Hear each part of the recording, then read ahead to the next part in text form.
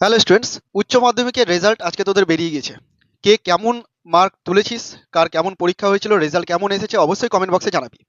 আজকে এই ভিডিওতে আমি মেইনলি আলোচনা করব যে পাস ফেলের ক্রাইটেরিয়াটা কি ছিল, 9.1 রুলটা কি, 9.2 রুলটা কি, কত মার্কে পাস, এরকম সাবজেক্টের পাশে স্টার চিহ্ন চলে এসেছে, এটার মানে কি, পাস করলাম না ফেল করলাম, এই সমস্ত বিষয় নিয়ে আজকে আলোচনা করব। অনেকেই জিজ্ঞাসা করছিলি আমাকে, তাই জন্য আমি ভেবেছি এই ভিডিওটা বানিয়ে তোদেরকে আজকেই দিয়ে দিই। দেখ, কমিশন বলেছে 9.1 আর 9.2 এই প্যারাগ্রাফে দুটো রুল দেওয়া আছে তোদেরকে গ্রেস মার্ক দিয়ে পাস করানোর জন্য। যারা খুব কম নাম্বারের জন্য ফেল করে যাবি তাদেরকে যেন ফেল না করানো হয়, কিছুটা মার্কস দিয়ে গ্রেস মার্ক দিয়ে যেন পাস করানো যায়, সেই কারণে এই দুটো রুল দুটো প্যারাগ্রাফে লেখা আছে।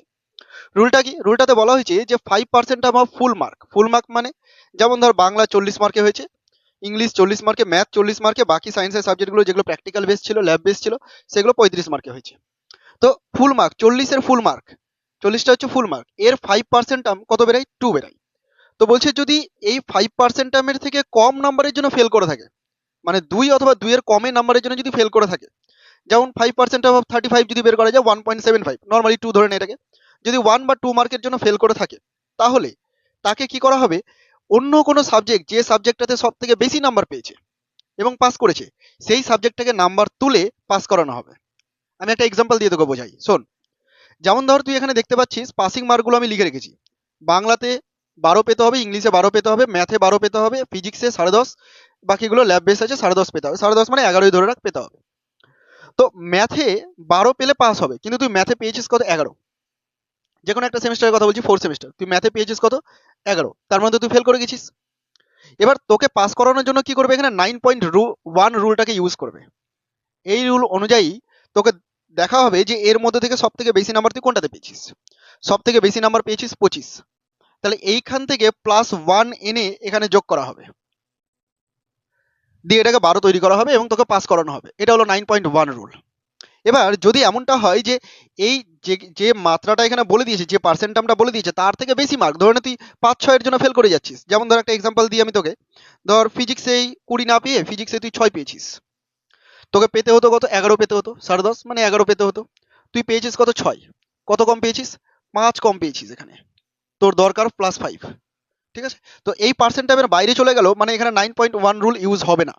1 বা 2 মার্কের জন্য অন্য কোনো জায়গা থেকে তুলে এনে পাস করাবে, কিন্তু যখন 1 বা 2 এর থেকে বেশি নাম্বারের জন্য ফেল করছিস তখন কিন্তু 9.1 রুল হবে না, তখন 9.2 রুল। 9.2 রুলটা কি? এটা আগে থেকেই ছিল রুলটা।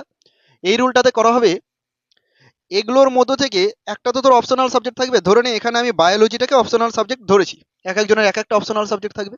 ধর বায়োলজিটা তোর অপশনাল সাবজেক্ট হিসেবে তুই রেখেছিলি, কিন্তু তুই বায়োলজিতে 24 পেয়ে পাস করে গেছিস। ফিজিক্সে তুই পাস করছিস না, তোকে 9.1 রুলে গ্রেস দিতে পারছে না, তখন কি করা হবে? সাবজেক্টটাকে শিফট করা হবে। কিভাবে শিফট করা হবে? এই অপশনাল সাবজেক্টটাকে তুলে এখানে বসানো হবে, মানে তোর মেন সাবজেক্টের মধ্যে বায়োলজি ঢুকে যাবে, কম্পালসারি সাবজেক্টের মধ্যে বায়োলজি ঢুকে যাবে। বায়োলজি হবে এখন ইলেকটিভ সাবজেক্ট। বায়োলজিতে 24 পেয়েছিস, ম্যাথে তুই এখানে 12 পেয়েছিস, আর কেমিস্ট্রিতে 20 পেয়েছিস। এই বেস্ট 5 নিয়ে তোর টোটাল নাম্বার হবে এবং তুই পাস করে যাবি। তাহলে যেটাতে ফেল করলি, ধর ফিজিক্সে ফেল করলি, ফিজিক্সটা চলে যাবে লাস্টে অপশনাল হিসেবে থেকে যাবে।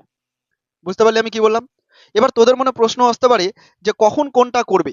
ওরা প্রথমে দেখবে তুই যে বেস্ট 5 চুজ করে রেখেছিস, ধর এই কয়েকটাকে বেস্ট 5 চুজ করে রেখেছিলি, এই বেস্ট 5 এর মধ্যে ইন্টারচেঞ্জ করে, মানে কোনো জায়গা থেকে নাম্বার তুলে পাস করানো যায় কিনা, এবং সেটা 1 আর 2 এর মধ্যে থাকতে হবে। যদি এর মধ্যে করা যায় তাহলে বেস্ট 5 এর কোনো সাবজেক্টকে অপশনালে নিয়ে যাবে না। কিন্তু যদি এমনটা হয়ে যায় যে এই বেস্ট 5 এর মধ্য থেকে এই পার্সেন্ট টার্মের থেকে বেশি নাম্বারের জন্য তুই ফেল করে যাচ্ছিস, তাহলে কোনো নাম্বার অন্য জায়গায় নিয়ে যাওয়া যাচ্ছে না, তখন কি করবে? আর উপায় না থাকার জন্য অপশনালটাকে তুলে মাঝখানে ঢোকাবে, আর যেটাতে ফেল করেছিস সেটাকে অপশনাল বানিয়ে দেওয়া হবে, দিয়ে তোর বেস্ট 5 কাউন্ট করা হবে। বোঝাতে পেরেছি? এবার এটার মধ্যে তোদের একটা অসুবিধা হতে পারে যে তোরা যে সাবজেক্ট কম্বিনেশন চাইছিলি সেই সাবজেক্ট কম্বিনেশন পাচ্ছিস না, এবং সেই সাবজেক্ট কম্বিনেশন না থাকতে গেলে ইন ফিউচার অন্য কোনো এক্সাম বা অন্য কোনো জায়গায় যে সমস্ত ক্রাইটেরিয়াগুলো থাকে, যখন সাবজেক্টের ডিমান্ড থাকবে, তুই কিন্তু সেটার জন্য অ্যাপ্লাই করতে পারবি না। এবার এটা থেকে বাঁচার জন্য তুই একটা কাজ করতে পারিস, তুই চাইতে পারিস যে আমি বায়োটাকে রাখবো, আমি ফিজিক্সটাকে রাখবোই, তাতে আমি বায়োতে ফেল করি করি, সরি ফিজিক্সে ফেল করি করি, কিন্তু আমি ফিজিক্সটাকে রাখবোই, ফিজিক্স সাবজেক্ট আমার দরকার। যদি এমনটা হয় তাহলে তোকে 30 দিনের মধ্যে আবার তোকে অ্যাপ্লাই করতে হবে নতুন করে, যে আমি এটাতে ফেল করছি করছি, আমি নতুন করে আবার এক্সাম দেবো, কিন্তু এই সাবজেক্ট কম্বিনেশনটা আমার থাকতে হবে। সচরাচর এইটা সাধারণত খুব কম স্টুডেন্টই করবে, যাদের খুব বেশি প্রয়োজন তারাই করবে, তাছাড়া কেউ করবে না। আশা করি তোদেরকে আমি বোঝাতে পারলাম যে 9.1 রুল আর 9.2 রুলটা কি। পরীক্ষা কেমন হয়েছে, কার কত মার্কস এসছে কমেন্ট বক্সে অবশ্যই জানিয়ে যাবি। আর বন্ধুদের সাথে একটু শেয়ার করে দিস, বিভিন্ন গ্রুপে শেয়ার করে দিস, অনেকে এটা নিয়ে অনেক চিন্তায় আছে। ঠিক আছে?